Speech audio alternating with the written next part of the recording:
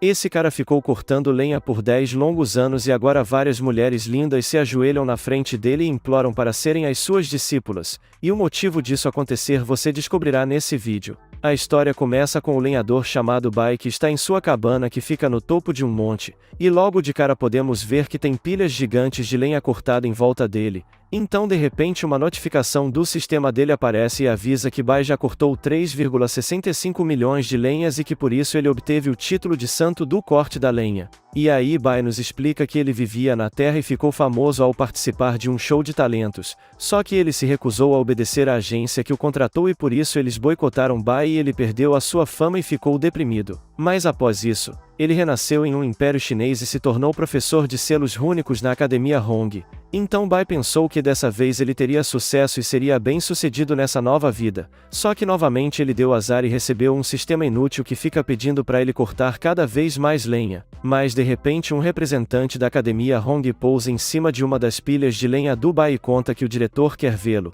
pois chegou a época dos professores recrutarem novos discípulos, porém o lenhador claramente não quer ir nesse lugar, porque ele tem um sistema ruim e por isso acha que ninguém vai querer ser o seu discípulo. Portanto o cara ignora o recrutamento e decide pegar o seu machado para ir caçar um pouco e ver se consegue carne para fazer aquele churras. Enquanto isso no palácio, tem vários jovens esperando em uma fila para tentarem virar aprendiz do famoso espadachim Jiang. Já na fila do Bai não tem sequer um único jovem, pois ele nunca aparece na cerimônia de recrutamento e além disso o sistema dele de cortar lenha não é desejado pelos novos discípulos, afinal ninguém quer ficar o dia inteiro só cortando lenha igual um maluco. Com isso o espadachim Jiang se irrita de vez e começa a reclamar e diz que Bai não apareceu na cerimônia novamente e que ele não consegue nenhum discípulo faz 10 anos, portanto Jiang pede para o diretor da academia demitir Bai. Porém o diretor se recusa a fazer isso e relembra que Bai ajudou a salvar a academia no passado.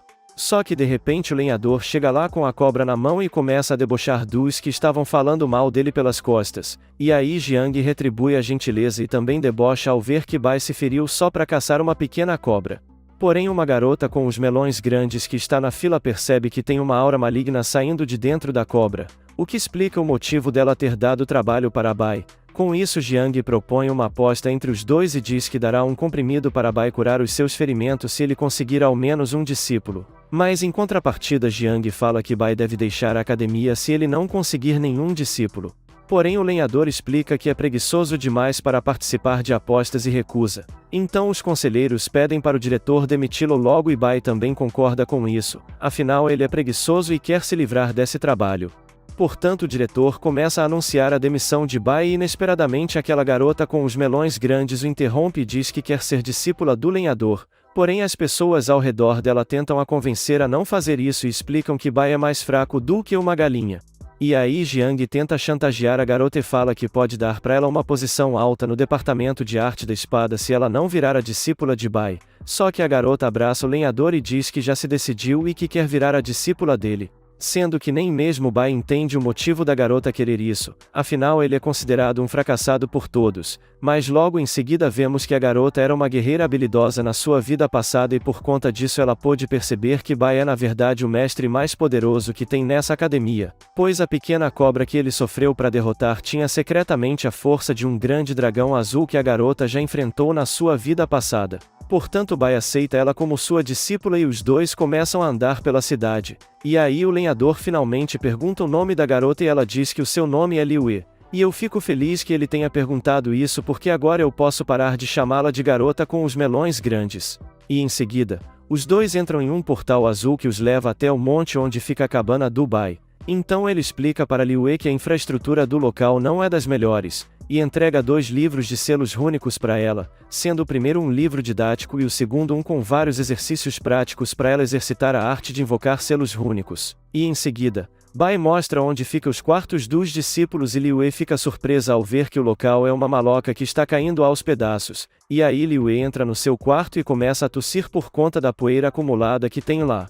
E enquanto isso Bai usa um selo de fogo para acender o carvão da churrasqueira. Então ele coloca a cobra em um espetinho e começa a fazer churrasco. Só que Liu Yi sente o cheirinho gostoso lá do quarto dela e fica com água na boca. E aí ela diz para si mesma que nunca provou carne de dragão, afinal essa cobra que Bai pegou estava quase evoluindo e se tornando um dragão azul. Portanto Liyue faz uma carinha fofa e pede um pedaço para Bai. Porém surpreendentemente ele diz que não vai dar nada para ela e continua comendo normalmente. Então Liyue dá as costas para ele e o chama de mesquinho. Só que Bai não quer ter essa fama de mesquinho e por isso ele decide dar um pedacinho minúsculo de carne para ela. E aí Liyue lambe o espetinho da carne e fica carregada com uma energia espiritual densa.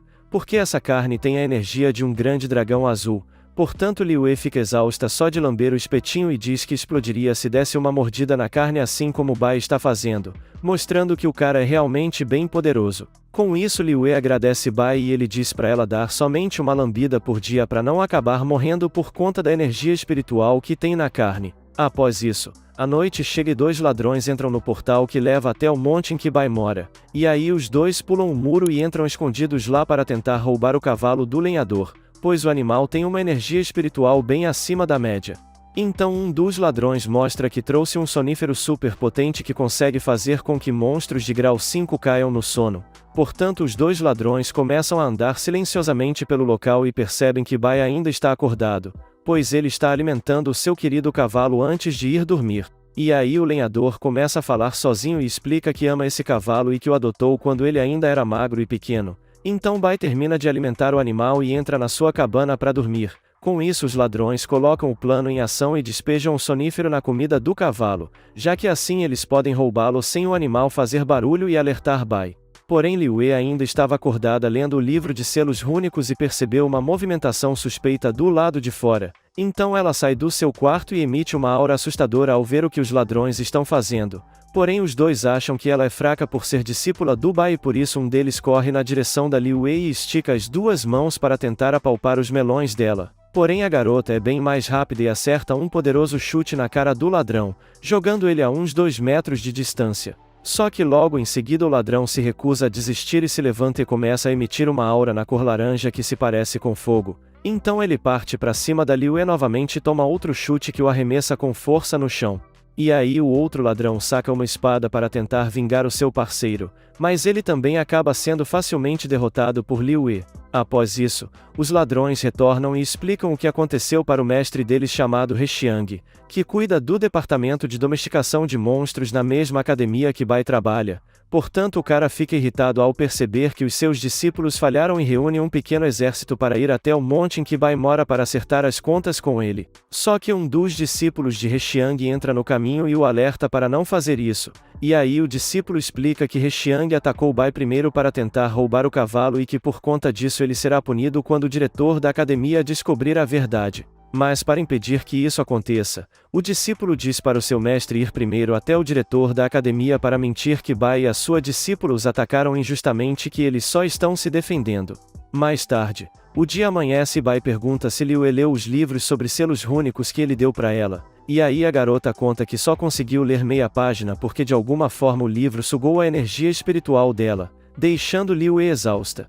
Portanto o lenhador faz uma cara de surpresa e a garota fica com medo de ter decepcionado ele. Só que acontece justamente o contrário e Bai diz que está orgulhoso porque achou que ela conseguiria ler somente algumas letras. Com isso, Bai dá para Liyue um token que permitirá que ela acesse a biblioteca da academia, para assim a garota ler outros livros também e não se desgastar tanto só estudando as runas. E aí Bai explica que Liyue pode completar missões e realizar provas para evoluir o token dela, já que um token evoluído dá acesso aos andares secretos da biblioteca, em que Liyue poderá aprender técnicas que pouquíssimos discípulos sabem usar.